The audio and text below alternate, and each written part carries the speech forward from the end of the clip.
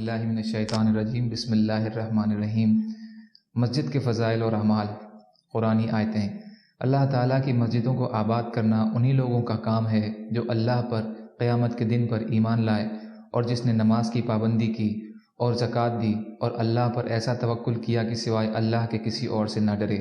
ایسے لوگوں کے بارے میں امید ہے کہ یہ لوگ ہدایت پانے والوں میں سے ہوں گے، یعنی اللہ نے انہیں ہدایت دینے کا وعدہ فرمایا ہے۔ سورہ توبہ آیت نمبر 18۔ اللہ تعالیٰ نے ہدایت والوں کا حال بیان فرمایا ہے کہ ایسے گھروں میں جا کر عبادت کیا کرتے ہیں جن کے بارے میں اللہ تعالیٰ نے حکم دیا ہے کہ ان گھروں کو ادب کیا جائے اور ان میں اللہ کا نام لیا جائے۔ ان گھروں میں ایسے لوگ صبح اور شام اللہ کی پاکی بیان کرتے ہیں جنہیں اللہ کی یاد سے اور نماز پڑھنے سے اور زکوٰۃ دینے سے نہ کسی قسم کی خرید غافل کرتی ہے نہ کسی قسم کی فروخت۔ وہ لوگ ایسے دن یعنی قیامت سے ڈرتے رہتے ہیں جس دن بہت سے دل پلٹ جائیں گے اور بہت سی آنکھیں الٹ جائیں گی۔ سورہ نور آیت 37 سے 38۔ فائدہ۔ ان گھروں سے مراد مسجدیں ہیں اور ان کا ادب یہ ہے کہ ان میں جنابت کی حالت میں داخل نہ ہوا جائے، کوئی ناپاک چیز داخل نہ کی جائے، شور نہ مچایا جائے، دنیا کے کام اور دنیا کی باتیں نہ کی جائیں، بدبودار چیز کھا کر نہ جایا جائے۔ بیان القرآن۔ نبی اکرم صلی اللہ علیہ وسلم کی حدیثیں۔ حضرت ابو ہریرہ رضی اللہ تعالیٰ عنہ سے روایت ہے کہ رسول اللہ صلی اللہ علیہ وسلم نے فرمایا، اللہ تعالیٰ کو سب جگہوں سے زیادہ محبوب مسجد ہے اور سب سے زیادہ ناپسند جگہیں بازار ہیں۔ مسلم۔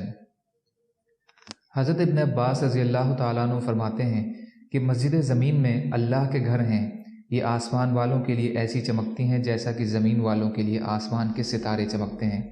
طبرانی مجمع الزوائد۔ حضرت عمر بن خطاب رضی اللہ تعالیٰ عنہ فرماتے ہیں کہ میں نے رسول اللہ صلی اللہ علیہ وسلم کو یہ ارشاد فرماتے ہوئے سنا، جس نے کوئی مسجد بنائی جس میں اللہ کا نام لیا جاتا ہے تو اللہ اس کے لیے جنت میں ایک محل بنا دیتے ہیں۔ ابن حبان۔ حضرت ابو ہریرہ رضی اللہ تعالیٰ عنہ سے روایت ہے کہ رسول اللہ صلی اللہ علیہ وسلم نے فرمایا، جو شخص صبح اور شام مسجد جاتا ہے اللہ تعالیٰ اس کے لیے جنت میں مہمانی کا انتظام فرماتے ہیں۔ جتنی مرتبہ صبح یا شام مسجد جاتا ہے اتنی ہی مرتبہ اللہ تعالیٰ اس کے لیے مہمانی کا انتظام فرماتے ہیں۔ بخاری شریف۔ حضرت ابو امامہ رضی اللہ تعالیٰ عنہ فرماتے ہیں کہ رسول اللہ صلی اللہ علیہ وسلم نے ارشاد فرمایا، صبح اور شام مسجد جانا اللہ کے راستے میں جہاد کرنے میں داخل ہے۔ طبرانی مجمع الزوائد۔ حضرت عبداللہ بن عمرو بن عاص رضی اللہ تعالیٰ عنہ روایت کرتے ہیں کہ رسول اللہ صلی اللہ علیہ وسلم جب مسجد میں داخل ہوتے تو یہ دعا پڑھتے تھے، اعوذ باللہ العظیم وبوجہہ الکریم وسلطانہ القدیم من الشیطان الرجیم۔ میں عظمت والے اللہ کی اور اس کی کریم ذات کی اور اس کی نہ ختم ہونے والی بادشاہت کی پناہ لیتا ہوں شیطان مردود سے۔ جب یہ دعا پڑھی جاتی ہے جو شیطان کہتا ہے کہ مجھ سے یہ شخص پورے دن کے لیے محفوظ ہو گیا۔ ابو داؤد۔ حضرت ابو سعید خدری رضی اللہ عنہ سے روایت ہے کہ رسول اللہ صلی اللہ علیہ وسلم نے فرمایا، جو شخص مسجد سے محبت رکھتا ہے اللہ اس سے محبت رکھتے ہیں۔ طبرانی مجمع الزوائد۔ حضرت ابو درداء رضی اللہ تعالیٰ عنہ سے روایت ہے کہ میں نے رسول کریم صلی اللہ علیہ وسلم کو یہ ارشاد فرماتے ہوئے سنا، مسجد ہر متقی کا گھر ہے اور اللہ نے اپنے ذمہ لیا ہے کہ جس کا گھر مسجد ہو اسے راحت دوں گا، اس پر رحمت کروں گا، پل صراط کا راستہ آسان کر دوں گا، اپنی رضا نصیب کروں گا اور اسے جنت عطا کروں گا۔ طبرانی بزار مجمع الزوائد۔ حضرت معاذ بن جبل رضی اللہ تعالیٰ عنہ سے روایت ہے کہ رسول اللہ صلی اللہ علیہ وسلم نے فرمایا، شیطان انسان کا بھیڑیا ہے، بکریوں کے بھیڑیے کی طرح کہ وہ ہر ایسی بکری کو پکڑ لیتا ہے جو ریوڑ سے دور ہو، الگ تھلگ ہو، اس لیے گھاٹیوں سے علیحدہ ٹھہرنے سے بچو، اجتماعیت کو، عام لوگوں میں رہنے کو اور مسجد کو لازم پکڑو۔ مسند احمد۔ حضرت ابو سعید رضی اللہ تعالیٰ عنہ روایت کرتے ہیں کہ رسول کریم صلی اللہ علیہ وسلم نے فرمایا، جب تم کسی کو بکثرت مسجد میں جانے والا دیکھو تو اس کے ایماندار ہونے کی گواہی دو۔ اللہ تعالیٰ کا ارشاد ہے جس کا ترجمہ ہے، مسجدوں کو وہی لوگ آباد کرتے ہیں جو اللہ پر اور آخرت کے دن پر ایمان رکھتے ہیں۔ ترمذی۔ حضرت ابو ہریرہ رضی اللہ تعالیٰ عنہ سے روایت، نبی کریم صلی اللہ علیہ وسلم نے فرمایا، جو مسلمان نماز اور اللہ کے ذکر کے لیے مسجد کو اپنا گھر ٹھکانہ بنا لیتا ہے تو اللہ تعالیٰ اس سے ایسے خوش ہوتے ہیں جیسے گھر کے لوگ اپنے کسی گھر والے کے واپس آنے پر خوش ہوتے ہیں۔ ابن ماجہ۔ فائدہ: مسجد کو ٹھکانہ بنا لینے سے مراد مسجد سے خصوصی تعلق اور مسجدوں میں کثرت سے آنا ہے۔ حضرت ابو ہریرہ رضی اللہ تعالیٰ عنہ سے روایت ہے کہ نبی کریم صلی اللہ علیہ وسلم نے فرمایا، جس شخص نے مسجدوں کو ٹھکانہ بنایا ہوا تھا، یعنی مسجد میں کثرت سے آتا جاتا تھا، پھر وہ کسی کام میں مشغول ہو گیا یا بیماری کی وجہ سے رک گیا، پھر دوبارہ مسجد کو اسی طرح ٹھکانہ بنا لیا، تو اللہ تعالیٰ اسے دیکھ کر ایسے خوش ہوتے ہیں جیسے کہ گھر کے لوگ اپنے گھر والوں کے واپس آنے پر خوش ہوتے ہیں۔ ابن خزیمہ۔ حضرت ابو ہریرہ رضی اللہ تعالیٰ عنہ سے روایت ہے کہ رسول کریم صلی اللہ علیہ وسلم نے فرمایا، جو لوگ کثرت سے مسجدوں میں جمع رہتے ہیں وہ مسجدوں کے کھوٹے ہیں، فرشتے ان کے ساتھ بیٹھتے ہیں، اگر وہ مسجدوں میں موجود نہ ہوں تو فرشتے انہیں تلاش کرتے ہیں، اگر وہ بیمار ہو جائیں تو فرشتے ان کی عیادت کرتے ہیں، اگر وہ کسی ضرورت کے لیے جائیں تو فرشتے ان کی مدد کرتے ہیں۔ آپ صلی اللہ علیہ وسلم نے یہ بھی ارشاد فرمایا، مسجد میں بیٹھنے والا 3 فائدوں میں سے ایک فائدہ حاصل کرتا ہے، کسی بھائی سے ملاقات ہوتی ہے جس سے کوئی دینی فائدہ ہو جاتا ہے، یا کوئی حکمت کی بات سننے کو مل جاتی ہے، یا اللہ تعالیٰ کی رحمت مل جاتی ہے جس کا ہر مسلمان کو انتظار رہتا ہے۔ مسند احمد۔ حضرت عائشہ رضی اللہ عنہا فرماتی ہیں کہ رسول اللہ صلی اللہ علیہ وسلم نے محلوں میں مسجدوں کے بنانے کا حکم فرمایا اور اس بات کا بھی حکم فرمایا کہ مسجدوں کو صاف ستھرا رکھا جائے اور اس میں خوشبو بسائی جائے۔ ابو داؤد۔ حضرت انس رضی اللہ تعالیٰ عنہ فرماتے ہیں کہ ایک عورت مسجد سے کوڑا کرکٹ اٹھاتی تھی، ان کا انتقال ہو گیا، نبی صلی اللہ علیہ وسلم کو دفن کرنے کی اطلاع نہیں دی گئی۔ نبی صلی اللہ علیہ وسلم نے ارشاد فرمایا، جب تم میں کسی کا انتقال ہو جائے تو مجھے اس کی اطلاع دے دیا کرو۔ آپ صلی اللہ علیہ وسلم نے اس عورت کی نماز جنازہ پڑھی اور ارشاد فرمایا، میں نے اسے جنت میں دیکھا ہے اس لیے کہ وہ مسجد سے کوڑا کرکٹ اٹھاتی تھی۔ طبرانی مجمع الزوائد۔ بسم اللہ الرحمن الرحیم۔ علم و ذکر۔ علم اللہ تعالیٰ کی ذات عالی سے براہ راست استفادہ کے لیے اللہ کے اوامر کو حضرت محمد صلی اللہ علیہ وسلم کے طریقے پر پورا کرنے کی غرض سے اللہ والا علم حاصل کرنا، یعنی اس بات کی تحقیق کرنا کہ اللہ تعالیٰ مجھ سے اس حال میں کیا چاہتے ہیں۔ قرآن آیتیں۔ اللہ تعالیٰ فرماتے ہیں، جس طرح ہم نے کعبہ کو قبلہ مقرر کر کے تم پر اپنی نعمت کو مکمل کر دیا، اسی طرح ہم نے تم لوگوں میں ایک عظیم الشان رسول بھیجا جو پاک کرتے ہیں، تم کو قرآن کریم کی تعلیم دیتے ہیں اور اس قرآن کریم کی مراد اور اپنی سنت اور طریقے کو بھی تعلیم دیتے ہیں، اور تم کو ایسی مفید باتوں کی تعلیم دیتے ہیں جن کی تم کو خبر بھی نہ تھی۔ سورہ بقرہ آیت نمبر 151۔ رسول اللہ صلی اللہ علیہ وسلم سے خطاب ہے، اللہ تعالیٰ نے آپ پر کتاب اور علم کی باتیں نازل فرمائیں اور آپ کو یہ باتیں سکھائی ہیں جو آپ نہ جانتے تھے، اور آپ پر اللہ کا بڑا فضل ہے۔ سورہ نساء آیت نمبر 113۔ رسول اللہ صلی اللہ علیہ وسلم سے خطاب ہے، اور آپ یہ دعا کیجئے کہ اے میرے رب میرا علم بڑھا دیجئے۔ سورہ طٰہٰ آیت نمبر 114۔ اللہ تعالیٰ فرماتے ہیں، اور بے شک ہم نے داؤد اور سلیمان کو علم عطا فرمایا، اور اس پر ان دونوں نبیوں نے کہا کہ سب تعریفیں اس اللہ کے لیے ہیں جنہوں نے ہمیں اپنے بہت سے ایمان والے بندوں پر فضیلت دی۔ سورہ نمل آیت 115۔ اللہ تعالیٰ فرماتے ہیں، اور ہم یہ مثالیں لوگوں کے لیے بیان کرتے ہیں لیکن عقل سے کام لینے والے ہی علم والے ہیں۔ سورہ عنکبوت آیت نمبر 43۔ اللہ تعالیٰ فرماتے ہیں، بے شک اللہ تعالیٰ سے ان کے وہی بندے ڈرتے ہیں جو ان کی عظمت کا علم رکھتے ہیں۔ سورہ فاطر آیت نمبر 28۔ رسول اللہ صلی اللہ علیہ وسلم سے خطاب ہے کہ آپ کہہ دیجئے کہ کیا علم والے اور بے علم برابر ہو سکتے ہیں؟ سورہ زمر آیت نمبر 9۔ اللہ تعالیٰ فرماتے ہیں، ایمان والوں، جب تم سے یہ کہا جائے کہ مجلس میں لوگوں کے بیٹھنے کے لیے گنجائش کر دو تو تم آنے والوں کی جگہ دے دیا کرو، اللہ تعالیٰ تم کو جنت میں کھلی جگہ دیں گے۔ اور جب کسی ضرورت کی وجہ سے تمہیں کہا جائے کہ مجلس سے اٹھ جاؤ تو اٹھ جایا کرو۔ اللہ تعالیٰ اس حکم کی اسی طرح دوسرے حکموں کو ماننے کی وجہ سے تم میں سے ایمان والوں کے اور جنہیں علم دیا گیا ہے ان کے درجے بلند کریں گے، اور جو کچھ تم کرتے ہو اللہ تعالیٰ اس سے باخبر ہے۔ سورہ مجادلہ آیت نمبر 11۔ اللہ تعالیٰ فرماتے ہیں، اور سچ میں جھوٹ کو نہیں ملاؤ اور جان بوجھ کر حق کو یعنی شرعی حکموں کو نہیں چھپاؤ۔ سورہ بقرہ آیت نمبر 42۔ اللہ تعالیٰ فرماتے ہیں، کیا غضب ہے کہ تم لوگوں کو تو نیکی کا حکم کرتے ہو اور اپنی خبر بھی نہیں لیتے، حالانکہ تم کتاب کی تلاوت کرتے ہو، جس کا تقاضا یہ تھا کہ تم علم پر عمل کرتے، تو پھر کیا تم اتنا بھی نہیں سمجھتے؟ سورہ بقرہ آیت نمبر 44۔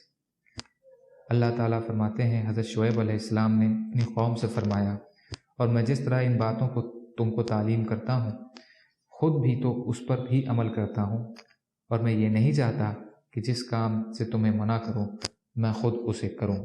سورہ ہود آیت نمبر 88۔ نبی اکرم صلی اللہ علیہ وسلم کی حدیثیں۔ حضرت ابو موسیٰ رضی اللہ تعالیٰ عنہ سے روایت ہے کہ رسول اللہ صلی اللہ علیہ وسلم نے فرمایا، اللہ تعالیٰ نے مجھے جس علم اور ہدایت کے ساتھ بھیجا ہے اس کی مثال اس بارش کی طرح ہے جو کسی زمین پر خوب برسے، اور جس زمین پر بارش برسی وہ 3 طرح کی تھی۔ پہلا، اس کا ایک ٹکڑا عمدہ تھا جس نے پانی کو اپنے اندر جذب کر لیا، پھر خوب گھاس اور سبزہ اگایا۔ دوسرا، زمین کا ایک دوسرا ٹکڑا سخت تھا جس نے پانی کو جذب تو نہیں کیا لیکن اس کے اوپر پانی جمع ہو گیا۔ اللہ تعالیٰ نے اس سے بھی لوگوں کو نفع پہنچایا، انہوں نے خود بھی پیا، جانوروں کو بھی پلایا اور کھیتوں کو بھی سیراب کیا۔ تیسرا، وہ بارش زمین کے ایسے ٹکڑے پر بھی برسی جو چٹیل میدان ہی تھے، جس نے نہ پانی جمع کیا اور نہ ہی گھاس اگائی۔ اسی طرح لوگوں میں بھی تین قسم ہوتی ہیں۔ پہلی مثال اس شخص کی ہے جس نے دین میں سمجھ حاصل کی اور جس ہدایت کو دے کر اللہ نے مجھے بھیجا ہے اللہ نے اسے اس ہدایت سے نفع پہنچایا، اس نے خود بھی سیکھا اور دوسروں کو بھی سکھایا۔ دوسری مثال اس شخص کی ہے جس نے خود تو فائدہ نہیں اٹھایا مگر دوسرے لوگوں نے اس سے فائدہ حاصل کیا۔ تیسری مثال اس شخص کی ہے جس نے اس کی طرف سر اٹھا کر بھی نہ دیکھا اور نہ اللہ کی اس ہدایت کو قبول کیا جس کے ساتھ اللہ نے مجھے بھیجا ہے۔ بخاری شریف۔ حضرت عثمان بن عفان رضی اللہ تعالیٰ عنہ سے روایت ہے کہ رسول اللہ صلی اللہ علیہ وسلم نے فرمایا، تم میں سب سے بہتر شخص وہ ہے جو قرآن شریف سیکھے اور سکھائے۔ ترمذی۔ حضرت بریدہ اسلمی رضی اللہ تعالیٰ عنہ روایت کرتے ہیں کہ رسول اللہ صلی اللہ علیہ وسلم نے ارشاد فرمایا، جو شخص قرآن شریف پڑھے، اسے سیکھے اور اس پر عمل کرے، اس کو قیامت کے دن تاج پہنایا جائے گا جو نور کا بنا ہوا ہوگا، اس کی روشنی سورج کی روشنی کی طرح ہوگی۔ اس کے والدین کو ایسے 2 جوڑے پہنائے جائیں گے جو تمام دنیا اور اس کا مقابلہ نہیں کر سکتی۔ وہ عرض کریں گے، یہ جوڑے ہمیں کس وجہ سے پہنائے گئے؟ ارشاد ہوگا، تمہارے بچے کے قرآن شریف پڑھنے کے بدلے میں۔ مستدرک حاکم۔ حضرت معاذ جہنی رضی اللہ تعالیٰ عنہ سے روایت ہے کہ رسول اللہ صلی اللہ علیہ وسلم نے ارشاد فرمایا، جو شخص قرآن شریف پڑھے اور اس پر عمل کرے، اس کے والدین کو قیامت کے دن ایک تاج پہنایا جائے گا، اس کی روشنی سورج کی روشنی سے بھی زیادہ ہوگی۔ پھر اگر وہ سورج تمہارے گھروں میں طلوع ہو تو جتنی روشنی وہ پھیلائے گا اس تاج کی روشنی اس سے بھی زیادہ ہوگی۔ تو تمہارا اس شخص کے بارے میں کیا گمان ہے جو خود قرآن شریف پر عمل کرنے والا ہو؟ یعنی جب والدین کے لیے یہ انعام ہے تو عمل کرنے والے کا انعام اس سے کہیں زیادہ ہوگا۔ ابو داؤد۔ حضرت عبداللہ بن عمرو بن عاص رضی اللہ تعالیٰ عنہ سے روایت ہے کہ رسول اللہ صلی اللہ علیہ وسلم نے ارشاد فرمایا، جس شخص نے کلام اللہ شریف پڑھا اس نے علوم نبوت کو اپنی پسلیوں کے درمیان لے لیا، گو اس کی طرف وحی نہیں بھیجی جاتی۔ قرآن کے حافظ کے لیے مناسب نہیں کہ غصہ کرنے والوں کے ساتھ غصہ سے پیش آئے یا جاہلانہ سلوک والوں کے ساتھ جہالت کا سلوک کرے، جبکہ وہ اپنے اندر اللہ کا کلام لیے ہوئے ہے۔ مستدرک حاکم۔ ترغیب۔ حضرت جابر رضی اللہ تعالیٰ عنہ سے روایت ہے کہ رسول اللہ صلی اللہ علیہ وسلم نے ارشاد فرمایا، علم 2 طرح کا ہوتا ہے، ایک وہ علم ہے جو دل میں اتر جائے، وہی علم نافع ہے، اور دوسرا وہ علم ہے جو صرف زبان پر ہو، یعنی عمل اور اخلاص سے خالی ہو، تو وہ اللہ کی طرف سے انسان کے خلاف اس کے مجرم ہونے کی دلیل ہے، یعنی یہ علم الزام دے گا کہ جاننے کے باوجود عمل کیوں نہیں کیا۔ ترغیب۔ حضرت عقبہ بن عامر رضی اللہ تعالیٰ عنہ سے روایت ہے کہ رسول اللہ صلی اللہ علیہ وسلم تشریف لائے، ہم لوگ صفہ میں بیٹھے تھے، آپ صلی اللہ علیہ وسلم نے ارشاد فرمایا، تم میں سے کون شخص اس کو پسند کرتا ہے کہ روزانہ صبح بازار بطحان یا عقیق میں جائے اور 2 عمدہ اونٹنیاں بغیر کسی گناہ مثلا چوری وغیرہ اور بغیر قطع رحمی کے لے آئے؟ ہم نے عرض کیا یا رسول اللہ، اس کو تو ہم میں سے ہر شخص پسند کرے گا۔ رسول اللہ صلی اللہ علیہ وسلم نے فرمایا، تمہارا صبح کے وقت مسجد میں جا کر قرآن کی 2 آیتوں کو سیکھنا یا پڑھنا 2 اونٹنیوں سے، 3 آیتوں کا 3 اونٹنیوں سے اور 4 کا 4 سے افضل ہے، اور ان کے برابر اونٹوں سے افضل ہے۔ مسلم شریف۔ فائدہ: حدیث کا مطلب یہ ہے کہ آیتوں کی تعداد اونٹنیوں اور اونٹوں کی تعداد سے افضل ہے۔ مثلا 1 آیت 1 اونٹنی، 1 اونٹ دونوں سے افضل ہے۔ حضرت معاویہ رضی اللہ تعالیٰ عنہ فرماتے ہیں کہ میں نے رسول کریم صلی اللہ علیہ وسلم کو ارشاد فرماتے ہوئے سنا، اللہ جس شخص کے ساتھ بھلائی کا ارادہ فرماتے ہیں اسے دین کی سمجھ عطا فرماتے ہیں۔ میں تو صرف تقسیم کرنے والا ہوں، جبکہ اللہ عطا کرنے والے ہیں۔ بخاری۔ فائدہ: حدیث شریف کے دوسرے جملے کا مطلب یہ ہے کہ رسول اللہ صلی اللہ علیہ وسلم علم کی تقسیم کرنے والے ہیں، اور اللہ اس علم کی سمجھ، اس میں غور و فکر اور اس کے مطابق عمل کی توفیق دینے والے ہیں۔ مرقات۔ حضرت ابن عباس رضی اللہ تعالیٰ عنہ فرماتے ہیں کہ ایک مرتبہ رسول کریم صلی اللہ علیہ وسلم نے مجھے اپنے سینے سے لگایا اور یہ دعا دی، یا اللہ اسے قرآن کا علم عطا فرما دیجیے۔ بخاری۔ حضرت انس رضی اللہ تعالیٰ عنہ فرماتے ہیں کہ رسول اللہ صلی اللہ علیہ وسلم نے ارشاد فرمایا، قیامت کی علامتوں میں سے یہ ہے کہ علم اٹھا لیا جائے گا، جہالت آ جائے گی، شراب کھلم کھلا پی جائے گی اور زنا پھیل جائے گا۔ بخاری۔ حضرت عبداللہ بن عمر رضی اللہ تعالیٰ عنہ فرماتے ہیں کہ میں نے رسول اللہ صلی اللہ علیہ وسلم کو ارشاد فرماتے ہوئے سنا، میں ایک مرتبہ سو رہا تھا، اسی حالت میں مجھے دودھ کا پیالہ پیش کیا گیا، میں نے اسے اتنا پیا کہ میں نے اپنے ناخنوں تک سے سیرابی کے آثار نکلتے ہوئے محسوس کر رہا تھا۔ پھر میں نے اپنا بچا ہوا دودھ عمر کو دیا۔ صحابہ رضی اللہ عنہ نے عرض کیا، آپ نے اس کی کیا تعبیر کی؟ ارشاد فرمایا، علم، یعنی عمر رضی اللہ عنہ کو رسول اللہ صلی اللہ علیہ وسلم کے علوم میں سے بھرپور حصہ ملے گا۔ بخاری۔ حضرت ابو سعید خدری رضی اللہ تعالیٰ عنہ سے روایت ہے کہ رسول اللہ صلی اللہ علیہ وسلم نے ارشاد فرمایا، مومن بھلائی یعنی علم سے کبھی سیر نہیں ہوتا، وہ علم کی باتوں کو سن کر سیکھتا رہتا ہے یہاں تک کہ اسے موت آ جاتی ہے اور جنت میں داخل ہو جاتا ہے۔ ترمذی۔ حضرت ابو ذر رضی اللہ تعالیٰ عنہ فرماتے ہیں کہ نبی کریم صلی اللہ علیہ وسلم نے مجھ سے ارشاد فرمایا، ابو ذر، اگر تم صبح جا کر ایک آیت کلام اللہ شریف کی سیکھ لو تو نفلوں کی 100 رکعتوں سے افضل ہیں، اور اگر ایک باب علم کا سیکھ لو تو خواہ وہ اس وقت کا عمل ہو یا نہ ہو، مثلا تیمم کے مسائل، تو 1000 رکعت نفل پڑھنے سے بہتر ہے۔ ابن ماجہ۔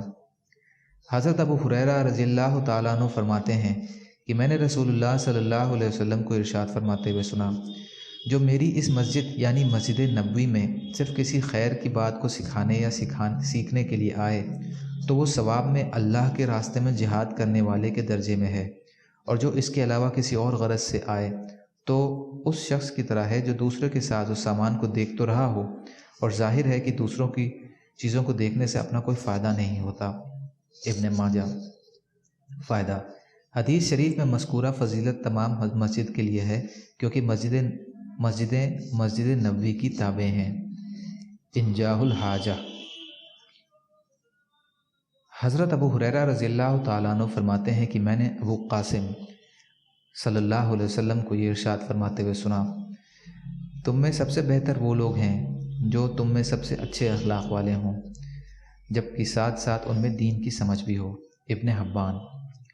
حضرت جابر بن عبداللہ رضی اللہ تعالیٰ عنہ سے روایت ہے کہ رسول اللہ صلی اللہ علیہ وسلم نے ارشاد فرمایا، لوگ کھانوں کی طرح ہیں، جس طرح سونے چاندی کی کھانیں ہوتی ہیں، جو لوگ اسلام لانے سے پہلے بہتر رہے وہ لوگ اسلام کے زمانے میں بھی بہتر رہیں، جبکہ ان میں دین کی سمجھ ہو۔ مسند احمد۔ فائدہ: اس حدیث میں انسانوں کو کھانوں کے ساتھ تشبیہ دی گئی ہے، جس طرح مختلف کھانوں میں مختلف معدنیات ہوتی ہیں، بعض زیادہ قیمتی جیسے سونا چاندی، بعض کم قیمتی جیسے چونا اور کوئلہ، اسی طرح مختلف انسانوں میں مختلف عادتیں اور صفتیں ہوتی ہیں، جن کی وجہ سے بعض اونچے درجے کے ہوتے ہیں اور بعض کم درجے کے ہوتے ہیں۔ پھر جس طرح سونا چاندی جب تک کھان میں پڑا رہتا ہے اس کی قیمت یہ نہیں ہوتی جو کھان سے نکلنے کے بعد ہوتی ہے، اسی طرح جب تک آدمی کفر کی ظلمت میں پڑا رہتا ہے، خواہ اس کے اندر کتنی ہی سخاوت ہو، کتنی ہی شجاعت ہو، اس کی وہ قیمت نہیں ہوتی جو اسلام لانے کے بعد دین کی سمجھ بوجھ حاصل کرنے سے ہوتی ہے۔ مظاہر حق۔ حضرت ابو امامہ رضی اللہ تعالیٰ عنہ سے روایت ہے کہ نبی کریم صلی اللہ علیہ وسلم نے ارشاد فرمایا، جو شخص خیر کی بات سیکھنے اور سکھانے کے لیے مسجد جائے تو اس کا ثواب اس حاجی کے ثواب کی طرح ہے جس کا حج کامل ہو۔ طبرانی مجمع الزوائد۔ حضرت ابن عباس رضی اللہ تعالیٰ عنہ سے روایت ہے کہ رسول اللہ صلی اللہ علیہ وسلم نے ارشاد فرمایا، لوگوں کو دین سکھاؤ، ان کے ساتھ آسانی کا برتاؤ کرو اور سختی کا برتاؤ نہ کرو۔ مسند احمد۔ حضرت ابو ہریرہ رضی اللہ تعالیٰ عنہ ایک مرتبہ مدینہ کے بازار سے گزرتے ہوئے ٹھہر گئے اور فرمایا، بازار والوں، تمہیں کس چیز نے عاجز بنا دیا ہے؟ لوگوں نے پوچھا، ابو ہریرہ کیا بات ہے؟ آپ رضی اللہ تعالیٰ عنہ نے فرمایا، تم یہاں بیٹھے ہو، رسول اللہ صلی اللہ علیہ وسلم کی میراث تقسیم ہو رہی ہے، کیا تم جا کر رسول اللہ صلی اللہ علیہ وسلم کی میراث سے اپنا حصہ نہیں لینا چاہتے؟ لوگوں نے پوچھا، رسول اللہ صلی اللہ علیہ وسلم کی میراث کہاں تقسیم ہو رہی ہے؟ آپ نے فرمایا، مسجد میں۔ لوگ دوڑے ہوئے مسجد گئے۔ ابو ہریرہ رضی اللہ تعالیٰ عنہ لوگوں کے واپس آنے کے انتظار میں وہیں بیٹھے رہے، یہاں تک کہ لوگ واپس آ گئے۔ آپ رضی اللہ تعالیٰ عنہ نے پوچھا، کیا بات ہوئی کہ تم واپس آ گئے؟ انہوں نے عرض کیا، ابو ہریرہ، ہم مسجد گئے، جب ہم مسجد میں داخل ہوئے تو ہم نے وہاں کوئی چیز تقسیم ہوتی نہیں دیکھی۔ ابو ہریرہ رضی اللہ عنہ نے ان سے پوچھا، تم نے مسجد میں کسی کو نہیں دیکھا؟ انہوں نے عرض کیا، ہاں، ہم نے کچھ لوگوں کو دیکھا کہ وہ نماز پڑھ رہے تھے، کچھ لوگ قرآن کریم کی تلاوت کر رہے تھے اور کچھ لوگ حلال و حرام کا مذاکرہ کر رہے تھے۔ ابو ہریرہ رضی اللہ تعالیٰ عنہ نے فرمایا، تم پر افسوس ہے، یہی تو نبی صلی اللہ علیہ وسلم کی میراث ہے۔ طبرانی مجمع الزوائد۔ حضرت عبداللہ بن مسعود رضی اللہ تعالیٰ عنہ فرماتے ہیں کہ رسول اللہ صلی اللہ علیہ وسلم نے ارشاد فرمایا، جب اللہ تعالیٰ کسی بندے کے ساتھ بھلائی کا ارادہ فرماتے ہیں تو اسے دین کی سمجھ عطا فرماتے ہیں اور صحیح بات اس کے دل میں ڈالتے ہیں۔ بزار، طبرانی مجمع الزوائد۔ حضرت ابو واقد لیثی رضی اللہ تعالیٰ عنہ سے روایت ہے کہ ایک مرتبہ رسول اللہ صلی اللہ علیہ وسلم مسجد میں تشریف فرما تھے اور لوگ بھی آپ کے پاس موجود تھے۔ اتنے میں 3 آدمی آئے، 2 رسول اللہ صلی اللہ علیہ وسلم کی طرف متوجہ ہوئے اور ایک چلا گیا۔ وہ دونوں رسول اللہ صلی اللہ علیہ وسلم کے پاس کھڑے ہو گئے۔ ان میں سے ایک صاحب کو حلقہ میں خالی جگہ نظر آئی، وہ اس جگہ بیٹھ گئے۔ دوسرے صاحب لوگوں کے پیچھے بیٹھ گئے اور تیسرا آدمی جیسا کہ اوپر گزرا پشت پھیر کر چلا گیا۔ جب رسول اللہ صلی اللہ علیہ وسلم حلقہ سے فارغ ہوئے تو ارشاد فرمایا، کیا میں تمہیں ان 3 آدمیوں کے بارے میں نہ بتلاؤں؟ ایک نے تو اللہ کے پاس اپنی جگہ بنائی، یعنی حلقے میں بیٹھ گیا تو اللہ نے اسے اپنی رحمت میں جگہ دے دی۔ دوسرے نے حلقے کے اندر بیٹھنے میں شرم محسوس کی تو اللہ نے بھی اس کے ساتھ حیا کا معاملہ فرمایا، یعنی اپنی رحمت سے محروم نہ فرمایا۔ اور تیسرے نے بے رخی کی، اللہ نے بھی اس سے بے رخی کا معاملہ فرمایا۔ بخاری۔ حضرت ابو ہارون عبدی رحمۃ اللہ علیہ سے روایت ہے کہ حضرت ابو سعید خدری رضی اللہ تعالیٰ عنہ نے نبی اکرم صلی اللہ علیہ وسلم کا ارشاد نقل فرمایا، تمہارے پاس لوگ مشرق کی جانب سے دین کا علم سیکھنے آئیں گے، لہٰذا جب وہ تمہارے پاس آئیں تو ان کے ساتھ بھلائی کا معاملہ کرنا۔ حضرت ابو سعید رضی اللہ عنہ کے شاگرد ابو ہارون عبدی کہتے ہیں کہ جب حضرت ابو سعید ہمیں دیکھتے تو فرماتے، خوش آمدید ان لوگوں کو جن کے بارے میں رسول اللہ صلی اللہ علیہ وسلم نے ہمیں وصیت فرمائی۔ ترمذی۔ حضرت واصلہ بن اسقع رضی اللہ تعالیٰ عنہ روایت فرماتے ہیں کہ رسول اللہ صلی اللہ علیہ وسلم نے ارشاد فرمایا، جو شخص علم کی تلاش میں لگے پھر اس کو حاصل بھی کر لے تو اللہ تعالیٰ اس کے لیے 2 اجر لکھ دیتے ہیں، اور جو شخص علم کا طالب ہو لیکن اس کو حاصل نہ کر سکے تو اللہ تعالیٰ اس کے لیے 1 اجر لکھ دیتے ہیں۔ طبرانی مجمع الزوائد۔ حضرت صفوان بن اسال مرادی رضی اللہ تعالیٰ عنہ فرماتے ہیں کہ نبی صلی اللہ علیہ وسلم کی خدمت میں حاضر ہوا۔ آپ اس وقت اپنی سرخ دھاریوں والی چادر پر ٹیک لگائے بیٹھے ہوئے تھے۔ میں نے عرض کیا، یا رسول اللہ، میں علم حاصل کرنے آیا ہوں۔ نبی اکرم صلی اللہ علیہ وسلم نے ارشاد فرمایا، طالب علم کو خوش آمدید ہو۔ طالب علم کو فرشتے اپنے پروں سے گھیر لیتے ہیں اور پھر اس کثرت سے آ کر اوپر تلے جمع ہوتے رہتے ہیں کہ آسمان تک پہنچ جاتے ہیں، اور وہ اس علم کی محبت کی وجہ سے ایسا کرتے ہیں جس کو یہ طالب علم حاصل کر رہا ہے۔ طبرانی مجمع الزوائد۔ حضرت ثعلبہ بن حکم رضی اللہ تعالیٰ عنہ روایت کرتے ہیں کہ رسول اللہ صلی اللہ علیہ وسلم نے ارشاد فرمایا، قیامت کے دن جب اللہ تعالیٰ اپنے بندوں کے درمیان فیصلے کا لیے اپنی شان کے مطابق کرسی پر تشریف فرما ہوں گے تو علماء سے فرمائیں گے، میں نے اپنے علم اور حلم یعنی نرمی اور برداشت سے تمہیں اس لیے نوازا تھا کہ میں چاہتا تھا کہ تمہاری کوتاہیوں کے باوجود تم سے درگزر کروں، اور مجھ کو اس کی کوئی پرواہ نہیں، یعنی تم چاہے کتنے ہی بڑے گناہ گار ہو، تمہیں بخشنا میرے نزدیک کوئی بڑی بات نہیں ہے۔ طبرانی ترغیب۔ حضرت ابو درداء رضی اللہ تعالیٰ عنہ فرماتے ہیں کہ میں نے رسول اللہ صلی اللہ علیہ وسلم کو ارشاد فرماتے ہوئے سنا، جو شخص علم دین حاصل کرنے کے لیے کسی راستے پر چلتا ہے تو اللہ اس کی وجہ سے اسے جنت کے راستوں میں سے ایک راستے پر چلا دیتے ہیں، یعنی علم حاصل کرنا اس کے لیے جنت میں داخلے کا ایک سبب بن جاتا ہے۔ فرشتے طالب علم کی خوشنودی کے لیے اپنے پروں کو بچھا دیتے ہیں۔ عالم کے لیے آسمان و زمین کی ساری مخلوقات اور مچھلیاں جو پانی کے اندر ہیں سب کی سب مغفرت کی دعا کرتی ہیں۔ بے شک عالم کی فضیلت عابد پر ایسی ہے جیسے 14ویں رات کے چاند کو سارے ستاروں پر فضیلت ہے۔ بے شک علماء انبیاء علیہم السلام کے وارث ہیں، اور انبیاء علیہم السلام دینار اور درہم یعنی مال و دولت کا وارث نہیں بناتے، وہ تو علم کا وارث بناتے ہیں۔ لہٰذا جس شخص نے علم دین حاصل کیا اس نے اس میراث میں سے بھرپور حصہ لیا۔ ابو داؤد۔ حضرت ابو درداء رضی اللہ تعالیٰ عنہ فرماتے ہیں کہ میں نے نبی کریم صلی اللہ علیہ وسلم کو یہ ارشاد فرماتے ہوئے سنا، عالم کی موت ایسی مصیبت ہے جس کی تلافی نہیں ہو سکتی، اور ایسا نقصان ہے جو پورا نہیں ہو سکتا، اور عالم ایسا ستارہ ہے جو موت کی وجہ سے بے نور ہو گیا۔ ایک پورے قبیلے کی موت ایک عالم کی موت سے کم درجے کی ہے۔ بیہقی۔ حضرت انس بن مالک رضی اللہ تعالیٰ عنہ فرماتے ہیں کہ نبی صلی اللہ علیہ وسلم نے ارشاد فرمایا، علماء کی مثال ان ستاروں کی طرح ہے جن سے خشکی اور تری کے اندھیروں میں رہنمائی حاصل کی جاتی ہے۔ جب ستارے بے نور ہو جاتے ہیں تو اس بات کا امکان ہوتا ہے کہ راستہ چلنے والے بھٹک جائیں۔ مسند احمد۔ فائدہ: مراد یہ ہے کہ علماء کے نہ ہونے سے لوگ گمراہ ہو جاتے ہیں۔ حضرت ابن عباس رضی اللہ تعالیٰ عنہ فرماتے ہیں کہ رسول اللہ صلی اللہ علیہ وسلم نے ارشاد فرمایا، ایک عالم دین شیطان پر 1000 عابدوں سے زیادہ سخت ہے۔ ترمذی۔ فائدہ: حدیث شریف کا یہ مطلب ہے کہ شیطان کے لیے 1000 عابدوں کو دھوکہ دینا آسان ہے، پورے دین کی سمجھ رکھنے والے ایک عالم کو دھوکہ دینا مشکل ہے۔ سبحان اللہ و بحمدہ، سبحانک اللہم و بحمدک، اشہد ان لا الہ الا انت، استغفرک و اتوب الیک۔ سبحانک رب العزت عما یصفون وسلام علی المرسلین والحمد للہ رب العالمین، برحمتک یا ارحم الراحمین۔